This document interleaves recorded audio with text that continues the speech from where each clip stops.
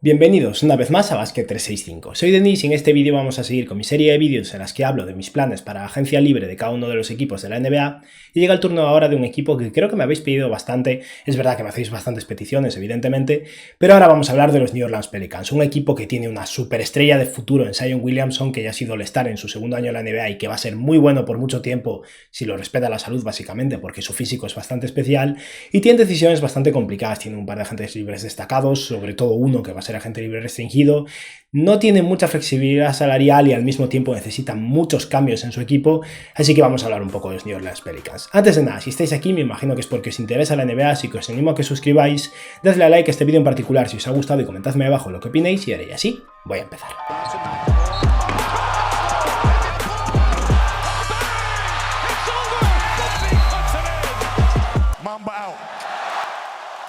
Los Pelicans tienen un equipo raro. David Griffin, el general manager o básicamente la persona que toma las decisiones a la hora de construir el equipo en los Pelicans, ha tomado decisiones bastante cuestionables desde mi punto de vista. Ese intercambio por Eric Bledsoe, evidentemente, o más bien esa adquisición de Eric Bledsoe en el intercambio de Jrue Holiday, evidentemente fue una causalidad del intercambio. Lo que querían era realmente los picks de los Bucks, pero Bledsoe no ayuda al equipo en absoluto porque es un jugador que no tira de tres y que ha empeorado bastante con respecto a lo que era hace un par de años, incluso a nivel defensivo, con lo que los Pelicans tienen una mala defensa aún así y tiene un jugador que no tira de tres al lado de Zion Williamson, que lo que necesita es espaciado. Y un poco lo mismo para Steven Adams, por el cual intercambiaron. Es un jugador que ayuda a la defensa del equipo, eso es verdad, y muy buen reboteador, pero que se pone un poco en el medio del camino de Zion Williamson y que ha recibido una extensión de un par de años, cobrando menos que antes, es verdad, pero aún así cobrando demasiado, por lo que está en una situación rara. Necesita un equipo muy diferente en torno a su estrella de futuro si quieren contentar a Zion Williamson, porque por pronto que sea, ya solo lleva 2 años en la NBA, ya empieza a haber rumores de que le gustaría irse a otro lado y eso no es nada prometedor, así que tienen que ser competitivos cuanto antes. En lo que respecta a la situación salarial del equipo, podrían llegar a tener unos 20 millones de dólares en salario, pero esto no va a llegar a pasar porque para eso básicamente tendrían que renunciar a sus derechos sobre Josh Hart y Lonzo Ball, que son agentes libres restringidos, y no tiene ningún tipo de sentido dejar que los dos se vayan simplemente para tener esos ni siquiera 20 millones de dólares en margen salarial para ir a por un agente libre diferente, porque básicamente les es más sencillo mantener a estos dos jugadores si hace falta, o intentar mantener alguno, intentar elaborar algún sign and trade. Si rechazan estos derechos no van a poder hacer nada con esos jugadores, los van a perder sin más, y New Orleans no es un mercado tan potente como para traer a un agente libre que realmente compense esta pérdida por esos más o menos 20 millones de dólares. En lo que respecta a las excepciones, tiene la excepción de mid-level de 9,5 millones de dólares, también tiene la excepción bianual de 3,7 millones de dólares y tiene una excepción de intercambio de 3,9 millones de dólares disponible. Esto podrían utilizarlo para adquirir algún jugador si a cambio envían algunos picks, por ejemplo, pero de entrada no creo que vaya a ser algo que vayan a utilizar. En lo que respecta al draft, tienen demasiados picks. Tienen su propio pick en la primera ronda, que es la elección número 10, pero en la segunda ronda tienen un total de 4 elecciones, la 34, la 40, la 43 y la 53. Por cierto, en algún lado he visto que tienen el pick 35 en vez del 34, es un error. La elección que tienen es la 34. Y en lo que respecta al draft, ya lo veréis después cuando hable de mis posibles selecciones del draft para los Pelicans. Creo que tienen demasiados picks y creo que deberían intentar intercambiar algunos, ya sea en algún movimiento de plantilla sumando un par de picks simplemente por hacerlo más apetecible para algún equipo, o incluso intercambiar fuera este draft en un par de ocasiones, o intentar escalar y sumar el pick 43 y el 40 para intercambiar con un equipo por la elección 32, algo por el estilo, porque al final sumar al equipo a 5 novatos no tiene sentido para ningún equipo. Aun si alguno se queda en Europa, si alguno se une con un contrato de 2 bandas, son demasiados jugadores jóvenes. En lo que respecta a los agentes libres, como ya he mencionado anteriormente, tienen a Josh Hart y a Lonzo Ball, los dos van a ser agentes libres restringidos, así que podrían igualar la oferta que reciban de cualquier otro equipo en caso de querer mantenerlos a todo coste. Está también James Johnson y está Billy Hernán Gómez, y por último está James Nunnally, que estaba en un contrato de 2 bandas y no me voy a entretener mucho con él. Es un jugador que no creo que vaya a formar parte del equipo a largo plazo. En lo que respecta a las fortalezas y debilidades de este equipo, creo que la mayor fortaleza que tienen es claramente tener a Zion Williamson, que es uno de los mejores jugadores de 20 años que hemos visto en muchísimo tiempo. También es un equipo muy potente en el rebote y en el juego interior. Esto viene mucho de Zion Williamson, pero también viene de Steven Adams, que es un jugador que a veces tiene sus carencias, sobre todo a nivel ofensivo, pero es un grandísimo reboteador ofensivo, es un buen reboteador defensivo y es un jugador que realmente en el interior aporta, sobre todo en ese lado del campo. Y por otro lado, en ataque tenemos a Zion Williamson, que lo que produce básicamente es todo en juego interior. Por eso es un equipo que en ese aspecto es muy potente, pero precisamente por eso tiene muchísimas carencias en el perímetro. Son muy mal equipo S3, tiran poco y aciertan muy poco, realmente necesitan tiradores mucho mejores en este equipo. Es un mal equipo defensivo y esto viene en parte de Zion Williamson. Hay otros jugadores en este equipo que no ayudan tampoco, pero Zion, para lo mega atlético que es y para el físico increíble que tiene, en Duke, en su único año en la universidad, era un defensor muy bueno. Desde que ha llegado a la NBA, el nivel defensivo no es el mismo en absoluto, está siendo lento y de vez en cuando tiene algún tapón interesante, pero eso es todo lo que aporta. Así que lo mucho que suman ataques se resta ligeramente en defensa, por lo que necesitan eso, defensa y tiro, y en general espaciado en torno a Zion Williamson, lo cual es complicado cuando tienes en el campo a Steven Adams y a veces a Eric Bledsoe a la vez. Entre los jugadores que tienen en plantilla de cada próximo año tienen bastantes jugadores bajo contrato. Están Brandon Ingram, Eric Bledsoe, Steven Adams, Zion Williamson, Jackson Hayes, Kira Lewis, Nicky Alexander-Walker, Wesley Iwundu, y luego tiene a Wenyen Gabriel, que tiene una opción del equipo que yo ya os anticipo que rechazaría. Es un jugador que me parecía interesante el año pasado, pero no tiene sentido en este equipo. Es un ala pivot atlético que tiene potencial defensivo y que no tiene ningún tipo de cabida por detrás de Zion Williamson. Tienen a Najee Barsal, que es un jugador que se ha ganado a pulso su hueco en la plantilla, se ha ganado al final del año un contrato de 4 años por la mínima de hecho, y es alguien realmente interesante, un jugador que trabaja duro, que defiende y poco a poco está anotando sus triples. Y por último tienen a Didi Lousada, que es otro jugador cuyo contrato es básicamente decisión del equipo y que yo cortaría también para generar más huecos en la plantilla. En lo que respecta a las necesidades, creo que es bastante evidente, después de hablar de las debilidades de este equipo. Necesitan defensores en general y sobre todo defensores de perímetro. Steven Adams es un defensor sólido, aunque a la larga tendría sentido sustituirlo por un stretch 5, un jugador capaz de tirar de 3 desde la posición de center. No sé si lo conseguirán este año, pero sí que tengo en mente un medio proyecto a largo plazo que podría ser interesante, y claramente lo que necesitan son tiradores, jugadores que puedan apartarse, abrir el campo y permitir que Zion Williamson opere con el balón en las manos cerca del aro, porque es imparable en esa zona del campo. En lo que respecta a los jugadores que yo renovaría o cortaría de los agentes libres que van a tener, Will Hernangómez para mí ha jugado lo suficientemente bien como para haberse ganado un hueco por la mínima del veterano un año más en algún equipo de la NBA, pero no los Pelicans. Los Pelicans tienen dos centers en Jackson Hayes y Steven Adams atados por varios años, que no tiran de 3 y que no aportan nada diferente el uno del otro, y Will Hernangómez es un poco lo mismo. Tal vez tenga más talento ofensivo que ninguno de los otros dos, aunque sea menos atlético, pero es un jugador que en los Pelicans no tiene sentido como tercer center. Necesitan empezar a trabajar en buscar una alternativa diferente, así que creo que van a tener que dejarlo ir. Y James Johnson está en una situación similar, es un ala pivot que a mí me gusta bastante para algunos equipos, es capaz de pasar el balón, es bastante móvil, es decente a nivel defensivo, incluso tira un poco de 3, pero no tiene sentido como small center junto a Zion Williamson, porque sería una reducción de tamaño demasiado grande tener a Zion y a James Johnson como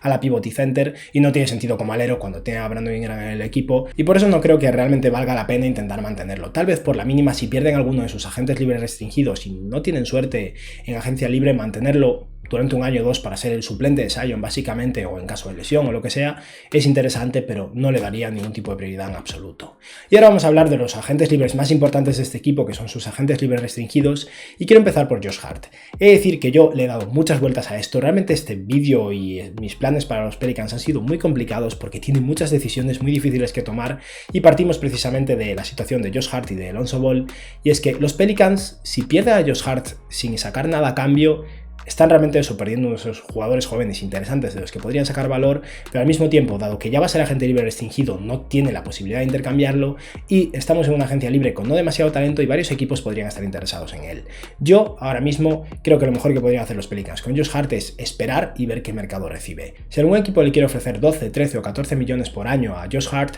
yo lo dejaría ir, porque hay un problema, es que es un jugador que a mí me gusta mucho como jugador defensivo y es jugador que realmente aporta intensidad, rebotea muchísimo, está promediando en esta temporada 8 rebotes por partido, jugando menos de 29 minutos y midiendo 1,96 m, pero promedia 9 puntos por partido, tirándose 4 triples y con un 33% desde 3. Y el problema de Josh Hart es que nunca ha sido un buen triplista. Tuvo un año mejor con los Lakers en el que creo que tiró un 37% desde 3 o algo así, pero en general en sus 4 años en la NBA no ha sido un triplista realmente por encima del promedio, promedia creo que un 34% desde 3, y esto no es lo que necesitas junto a Zion Williamson. Aporta buena defensa, pero tampoco un nivel tan alto como para compensar el hecho de que no sea un triplista realmente fiable, y por eso, si no tiene mucho mercado y consigue mantenerlo por unos 8, 9 o 10 millones de dólares por año, yo lo mantendría básicamente porque es un jugador que, como mínimo, si no estás contento con él a la larga, por ese precio lo puedes utilizar como pieza de intercambio con facilidad, y al mismo tiempo es un jugador sólido de rotación, pero no me parece la solución a largo plazo para un equipo que necesita un jugador con un skill set diferente, básicamente. Y el caso de Lonzo Ball es diferente. A mí Ball me encanta para este equipo, aunque parece que los Pelicans no estén encantados con él,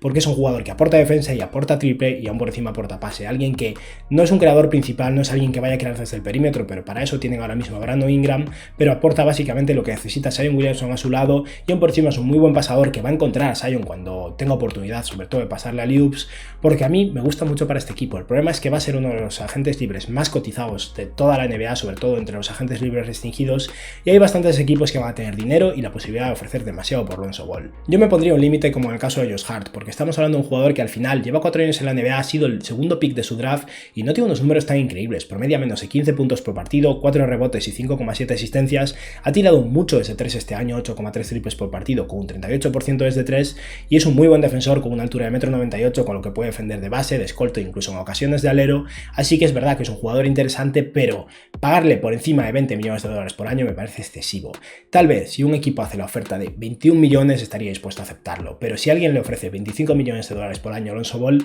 creo que los Pelicans van a tener que retirarse. Tal vez con suerte consigan presionar para sacar una trade exception por él, por ejemplo. Si los Knicks, por ejemplo, le ofrecen demasiado dinero, una cantidad de dinero que los Pelicans no quieren realmente aceptar, pero los Knicks no quieren arriesgarse a que la situación se quede en stand-by y que los Pelicans igualen y perder la posibilidad de conseguir a Lonzo Ball, tal vez puedan conseguir sacar a cambio una trade exception, tener que pagar una segunda ronda o algo así que tienen abundancia, y como mínimo tendrían flexibilidad durante un año para intentar hacer algo similar a lo que pasó con los Boston Celtics y Gordon Hayward cuando lo perdieron. Pero posibles intercambios de Lonzo Ball, le he estado dando muchas vueltas, me propusisteis algunos cuando os pedí ayuda y no lo veo claro, sinceramente. Hay un intercambio que propuse yo mismo en el vídeo de los Pacers, de hecho, y que me tiene cabida, es un sing and trade involucrando a Lonzo Ball, pero aparte del intercambio que voy a mencionar ahora, creo que la mejor opción para los Pelicans va a ser intentar igualar si la cosa no se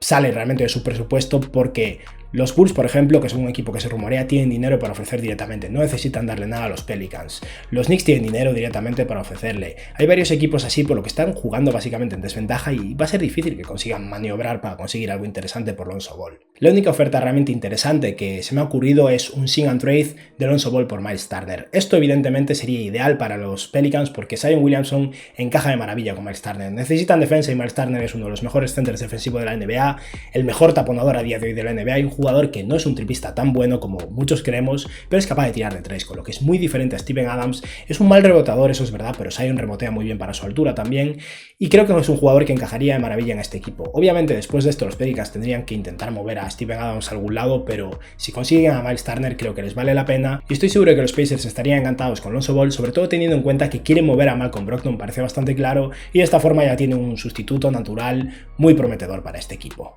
Pero bueno, no quería realmente hablar de posibles intercambios, luego mencionaré más y mencionaré un par de los que me habéis propuesto vosotros, pero en primer lugar quiero empezar a hablar del draft. Como decía, tienen demasiados picks, no voy a hacer propuestas para todos, básicamente voy a hacer una propuesta para la elección número 10 del draft, donde veo 3 opciones bastante claras y alguna debería estar disponible, y luego un par de propuestas para la segunda ronda para que utilicen el pick 35 y el 40 o el 43, o intenten sumar un par de picks y utilizar 2 selecciones solo en la segunda ronda de jugadores que me encajan mucho para este equipo. Para empezar, está claro que los Pelicans necesitan triple, así que yo me iría a buscar los mejores triplistas de ala de este draft, y el primero, el que más me gusta, pero que no creo que vaya a estar disponible en el pick número 10, es Moses Moody. Hay quien cree que puede caer incluso más a la elección 12 o 13, para mí no tiene sentido. Estamos hablando de un jugador que es muy buen defensor, no es súper rápido ni un defensor de calibre All-NBA desde mi punto de vista, pero mide 1,98 m y tiene una envergadura increíble de 2,15, y estamos hablando de un jugador que ha promediado 17 puntos por partido tirándose 5 triples y con un 38% desde 3. Tiene solo 18 años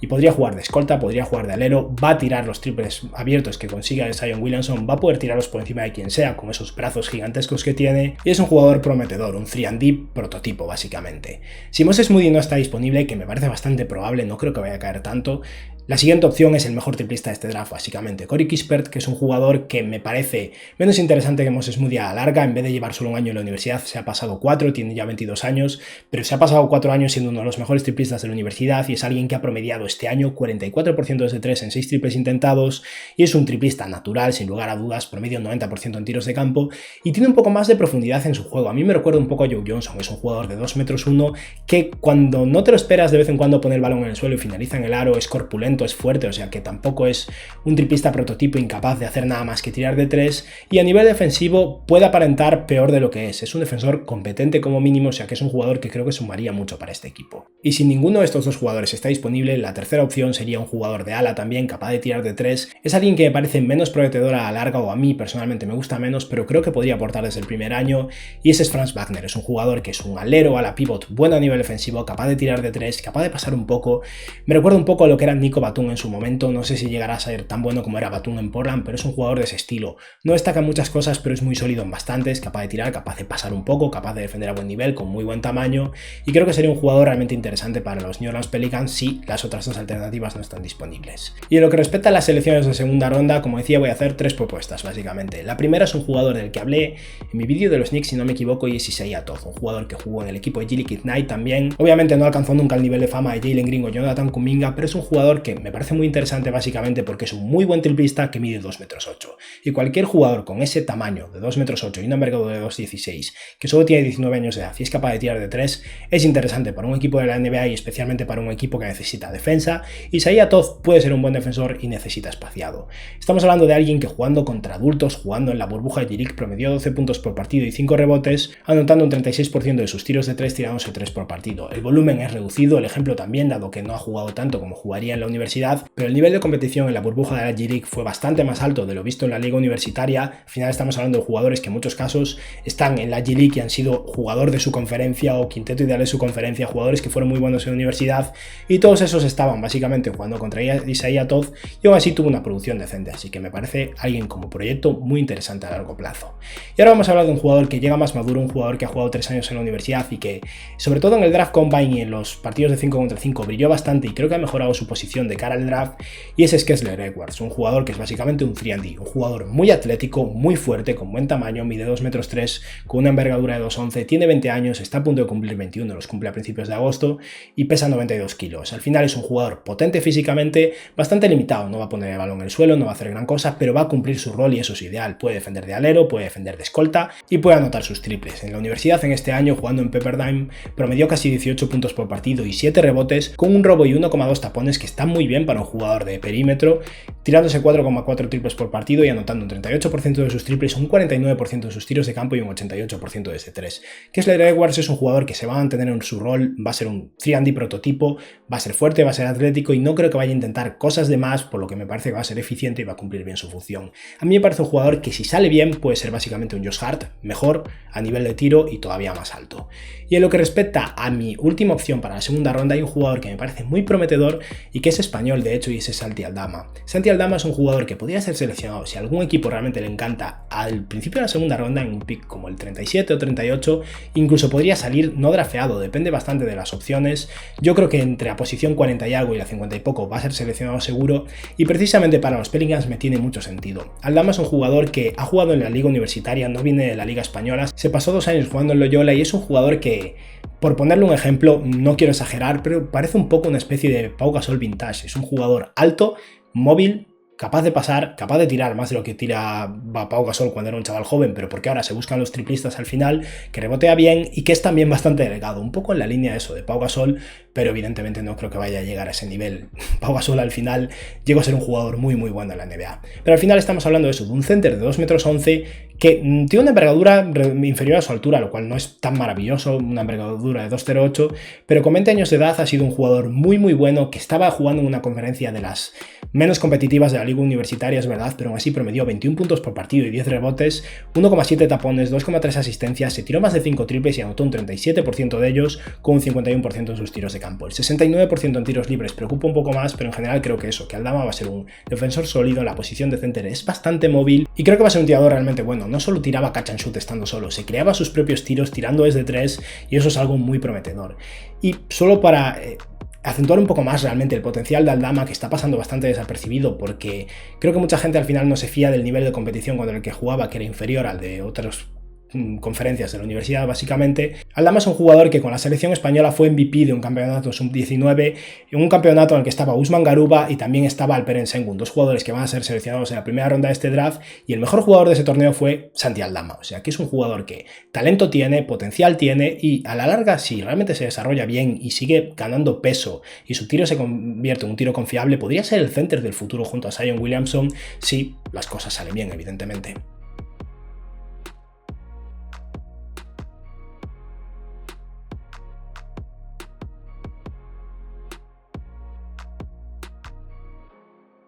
Ya hemos hablado de las posibles renovaciones, ya hemos hablado del draft, ahora quiero hablar del mayor problema que hay ahora mismo en los Pelicans, que son esos dos jugadores con todavía 2 años de contrato cada uno, cobrando más o menos 18 millones de dólares cada uno y que no encajan con Zion Williamson, y esos son Eric Bledsoe y Steven Adams. Ahora voy a hacer un par de propuestas de intercambio, alguna la he creado yo, alguna viene básicamente inspirada, aunque ligeramente modificada, de vuestros comentarios en el post en el que os pedí ayuda, y básicamente voy a intentar proponer un par de opciones para que como mínimo consigan librarse de alguno de estos dos jugadores, porque mantener a los dos en el campo a la vez junto a Zion Williamson es complicado. La primera propuesta viene ligeramente modificada de un intercambio que me propuso Juan David Hernández, y se trata de un intercambio que originalmente era de 3 bandas involucrando a los Clippers, pero creo que se puede simplificar básicamente a un intercambio de Bledsoe por un Malcolm Brogdon, en el que los Pacers se llevan a Bledsoe y se llevan el pick 10 de este año, el pick 34 y una primera ronda del año que viene de los Lakers, y a cambio los Pelicans consiguen a Malcolm Brogdon y el pick 13 de este año, que era el pick de los Pacers. O sea, sería un intercambio de las selecciones de primera ronda, los Pelicans enviarían una elección de segunda ronda extra este año y enviarían un pick de los Lakers del año que viene.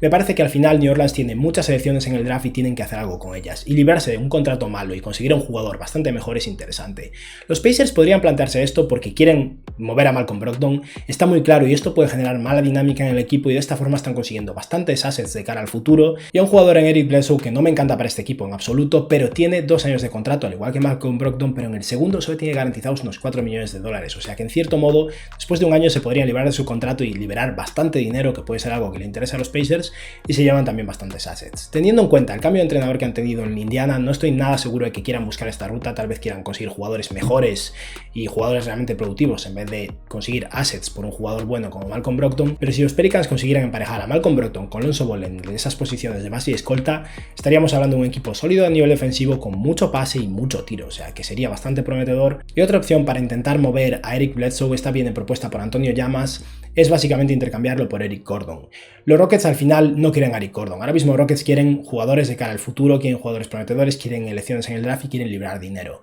En este intercambio los Pelicans básicamente envían a Bledsoe y 2 selecciones de segunda ronda, el pick número 40 y el 53 de este año. Podríamos moverlo un poco, tal vez el 35 y el 43, depende un poco del valor, y el motivo por el que los Rockets harían esto básicamente es porque Bledsoe y Gordon cobran exactamente lo mismo, pero Eric Bledsoe el año que viene tiene garantizado solo unos 4 millones de dólares, y Eric Gordon es verdad que tiene 3 años de contrato, pero el último es no garantizado, o sea que los Rockets se ahorran un año de contrato, pero tampoco asumen tantísima carga los Pelicans. Y es verdad, Eric Bledsoe es un peor jugador que Eric Gordon, pero los Rockets ahora mismo no creo que se vayan a preocupar de lo que pueda aportar Gordon, y estamos hablando de un jugador que en los Pelicans podría jugar de sexto hombre, podría tirar, es capaz de tirar, y que como mínimo sería alguien más útil en el campo junto a Zion Williamson. Y ahora os voy a hacer una última propuesta de intercambio que he creado yo. Es verdad que muchas de las ideas que me dabais se centraban en los Mavericks, por ejemplo, y al final es verdad, Porzingis sería ideal en este equipo si realmente consiguen intercambiarlo por el valor adecuado, pero Dallas es un equipo que quiere mejorar. No creo que quieran realmente intercambiar a Porzingis por Steven Adams y Eric Bledsoe. Cuando Bledsoe no les ayuda, Adams sería interesante para el equipo, es verdad,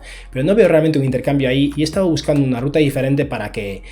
Steven Adams pueda ser intercambiado a otro equipo, y donde sí que me encaja y lo veo más o menos viable es en los Toronto Raptors. Este intercambio puede parecer muy poco, pero al final estamos hablando de un equipo en los Pelicans que quiere librarse del contrato de Steven Adams, o sea que son ellos los que están básicamente buscando moverlo, y los Raptors aquí estarían aprovechando que con su elección número 4 probablemente vayan a conseguir un jugador de perímetro y siguen necesitando un center para hacer un intercambio. Este intercambio sería básicamente Chris Boucher y Rodney Hood por Steven Adams y un pequeño movimiento de elecciones de segunda ronda. Creo que dado que Steven Adams es mejor que los dos jugadores que están recibiendo los Pelicans con mucha diferencia, los Raptors tendrían que como mínimo enviar una elección de segunda ronda y tal vez comerse la elección 53 de este año de los Pelicans y enviar una de las suyas, la 47, es un pequeño movimiento de picks básicamente, y al final los Pelicans aquí consiguen a Chris Boucher, que es un jugador que sobre el vacío es peor jugador que Steven Adams, es verdad, pero es un center que ha tirado del 3, que solo tiene un año de contrato cobrando 7 millones, o sea que a la larga los Raptors podrían perderlo y que en los Pelicans podría jugar junto a Zion Williamson. Sería un dúo bastante pequeño, pero Chris Boucher es un buen taponador y un jugador capaz de tirar de 3,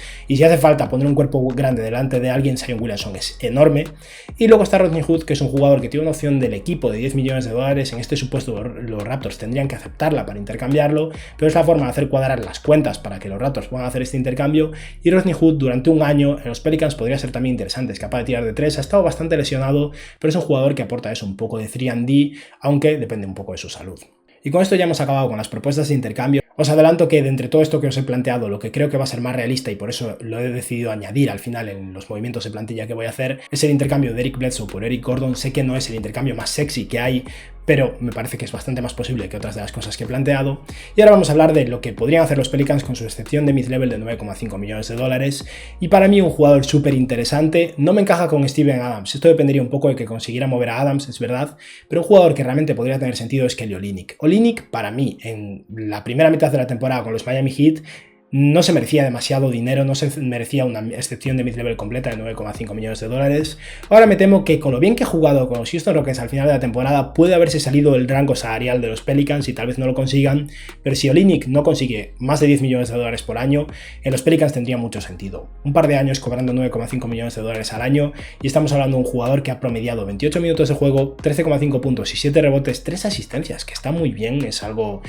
realmente sorprendente para un jugador como Olynyk. 5 triples intentados y un 34% desde 3 con un 48% de cierto en sus tiros de campo. Olynyk es un mal defensor y eso es un problema, pero también es alguien capaz de tirar de 3 y ya solo por eso encaja con Zion Williamson mejor que la mayoría de jugadores que hay en la NBA. Me gustaría más Miles Turner, desde luego, pero al final no sé hasta qué punto va a ser viable que los Pacers intercambien a Miles Turner por un jugador de los Pelicans, a menos que realmente estén interesados en Lonzo Ball, y Lonzo Ball, que es agente libre, acepte irse a los Pacers. Así que otra opción más realista si mantenemos a Steven Adams en el equipo como jugador que podría jugar como escolta 3&D en el equipo es Danny Green. A Danny Green ya lo he planteado en varias ocasiones, me encaja mucho en los Pelicans, es un jugador muy veterano que se ha pasado toda su vida en equipos ganadores y tal vez en los Pelicans se vaya un equipo luchando más por entrar en playoffs, pero estamos hablando de alguien que este año en los 76ers ha promediado 28 minutos de juego, casi 10 puntos y 4 rebotes, se ha tirado 6,3 triples con un 41% desde 3 y eso es lo que necesitan los Pelicans, un jugador de 1,98 m capaz de defender, experimentado y capaz de anotar sus triples es ideal para emparejarlo con Zion Williamson.